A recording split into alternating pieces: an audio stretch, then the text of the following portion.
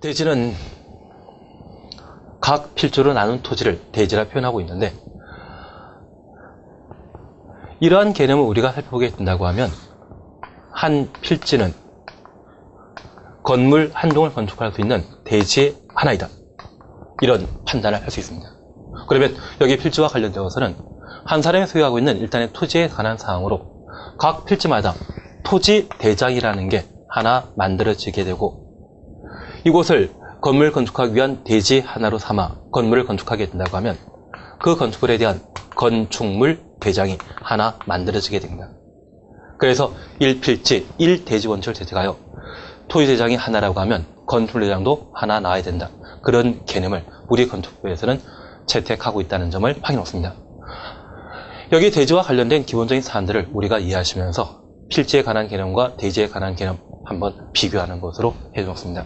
그리고 이러한 대지에는 주택이나 상가, 공장 등의 다양한 건축물을 건축하게 되는데,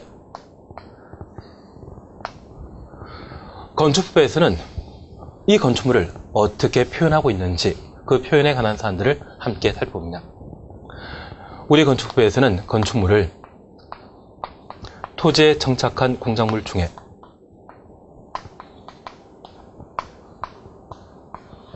지붕과 기둥 또는 벽으로 구성되어 있는 것을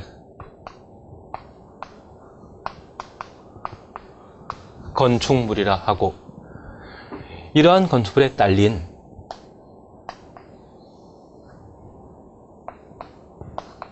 시설물 등을 건축물이라 표현하고 있습니다. 우선 용어 정의와 관련되어 건축물과 공작물 그리고 시설물이라고 하는 각각의 단어를 함께 보셨는데, 그 차이점을 함께 살펴봅니다. 우리 주변에 다양한 물건이 있습니다. 이러한 물건에 있어서는 사람이 인공을 가미하여 만든 인공물과 사람의 힘과 관계없는 천연물, 자연물로 각각 구분하게 되는데, 이 세 가지에 대해서는 대표적인 인공물로 파악하게 됩니다.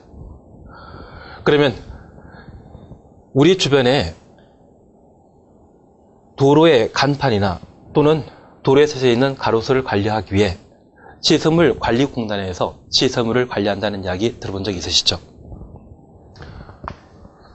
산이나 땅이라고 하면 가장 대표적인 자연물, 천연물에 해당하게 되는데, 이러한 땅에 사람이 포장하거나 도로를 포장하거나 가로수를 심거나 또는 터널을 만들게 된다고 하면 인공을 가미한 일체 것으로서 이 자체를 시설물이라 표현하고 있습니다. 그래서 천연물 등에 사람이 인공을 가미한 것이 있다고 하면 모두 무엇이다? 시설물이라 표현하게 됩니다. 그리고 이러한 시설물 중에 돌출되어 있는 간판 또는 굴뚝, 기둥 등이 있다고 하면 그 일체의 것들을 공작물이라 표현하고 있습니다. 그러면 이 공작물과 시설물의 주요 차이점은 돌출 여부에 있습니다. 사람이 만든 일체의 것들이 있다면 모두 시설물이고, 그 시설물 중에 돌출되어 있는 것들이 있다면 모두 공작물에 해당되게 됩니다. 그리고 이러한 공작물 중에 지붕이란 구조를 갖추게 된다고 하면 그 순간부터 건축물로 파악하게 됩니다.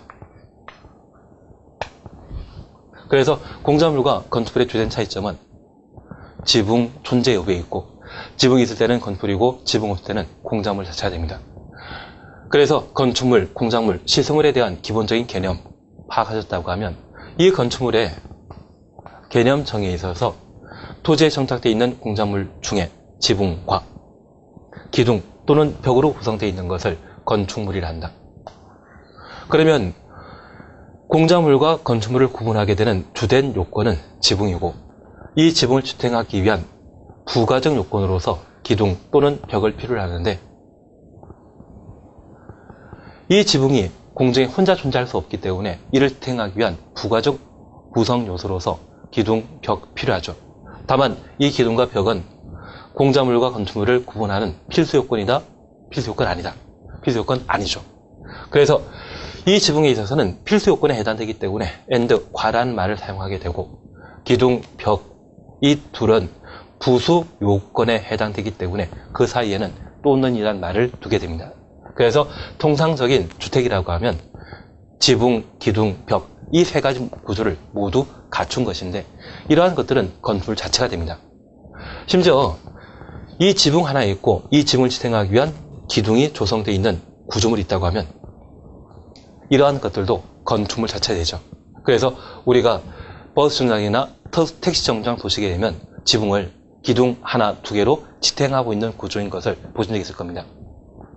그래서 벽은 없더라도 지붕과 기둥만 있더라도 건축물에 해당된다라는 것을 확인하고 있습니다.